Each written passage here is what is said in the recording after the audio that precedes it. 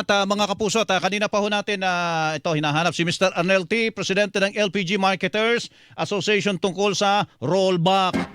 Yo! Mr. T, magandang umaga po sa inyo. Hello? Hello? Hello, opo. Opo. Magandang umaga po. Opo, at teka po, at may rollback po, natutuwa naman kami at syempre maraming natutuwa, lalo yung mga misis. Pero ang amin lang po na dito, yung rollback ng LPG, ng ilang kumpanya po, hindi po magkakatulad. Meron pong nag-rollback ng malaki, meron pong nag-rollback ng kunti lang. Halimbawa po yung Phoenix, 8 pesos ang presyo ng kada kilo ng LPG na ni-rollback. Yung Regasco, 2 pesos lang. Yung Solain, 3 pesos and 45 centavos. Sa inyo po sa LPG Marketers Association, ano po ang paliwanag dito? Ba't magkakaiba po? Ang laki po ng diferensya. Opo. Yun hong halimbawa sa particular yung sa Regasco. Opo. Ito po ay nagkaroon na po ito ng series of rollback. Ibig sabihin po, pang-pitong rollback na po nila yan. So total of 17 pesos na po actually ang naibababa ng Regasco. And so far sa ngayon, si Regasco po yung may pinakamababang presyo as of today.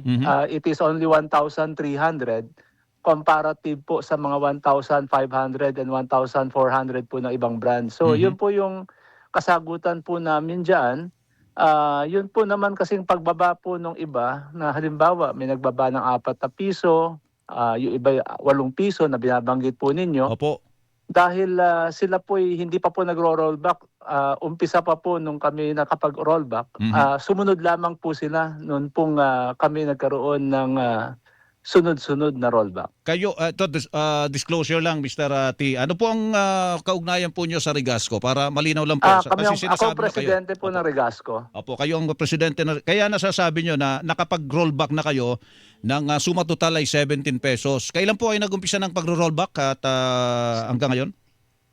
6 weeks ago po, linggo-linggo po meron po tayong rollback. Opo. So yung pala. So ang titingnan dapat ay yung presyo ng bawat cylinder, hindi yung kung magkano ang niro-rollback po pala Teka, ano ba? Kasama po 'yan sa announcement po namin, yung SRP kasabay po 'yan sa inaanunsyo namin. Opo. Ano po ba ang nangyayari ngayon sa pandaigdigang pamilihan sa LPG, sa presyo po ng LPG? Ano po ang trend, Mr. T? Kasalukuyan po, dalawa po ang pinagbabasehan po ng paggalaw ng presyo. Ito po yung shipping cost at saka yung isa naman po yung contract price. Sa kasalukuyan, yung contract price po ay hindi pa rin po bumababa hanggang sa ngayon. Ang shipping cost pa lamang po ang bumababa. Ayun. Oho. Pero malaki-laki na rin kung shipping cost pero yung talagang presyo po doon sa pinagmumulan hindi masyado pong apektado, hindi bumababa Mr. T. Yung po sinasabi ninyo, tama po ba?